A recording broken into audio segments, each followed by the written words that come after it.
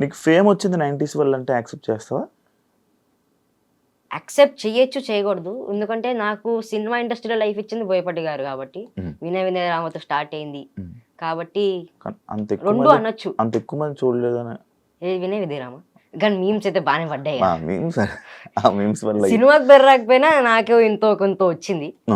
So రెండు నాకు back బోనే, ఒకటి హార్ట్ అయితే ఒకటి బ్యాక్ బోన్, రెండు లేకపోతే అంత ఉండలేదు. యాక్టింగ్ పరంగా నీకు ఇచ్చిన బ్రేక్ ఇచ్చిన మూవీ 90s కదా. నీకు యాక్టింగ్ పరంగా నేను ఒక యాక్టర్ లైక్ ఇలా బాగా చేస్తున్నాడు చూపించుకోగల నేనేంటో ఆ సినిమాలో.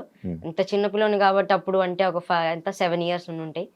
అప్పుడప్పుడే డ్రామా జూనియర్స్ నుంచి వచ్చాను. డ్రామా జూనియర్స్ యాక్టింగ్ వేరే, మళ్ళీ ఫిలిం యాక్టింగ్ వేరే. మళ్ళీ ఆ సినిమాకి అడాప్ట్ అయ్యి నాకు ముందు 90s లోనే న్యాచురల్ యాక్టింగ్ అనేది నేర్చుకున్నా. దానికంటే ముందు ఒక టైప్ ఆఫ్ ఓవర్ యాక్టింగ్ ఉంటది కదా. డ్రామా జూనియర్స్ అంటే టీవీ షో కాబట్టి అది గెటప్ లో తగ్గట్టు వేస్తాం కాబట్టి. ఇప్పుడు 90s లో నేను ఆదిత్య హాసన్ అన్న వల్ల నేను న్యాచురల్ గా ఇప్పుడు నేను ఎట్లా మాట్లాడుతున్నా అట్లా యాక్టింగ్ నేర్చుకున్నా.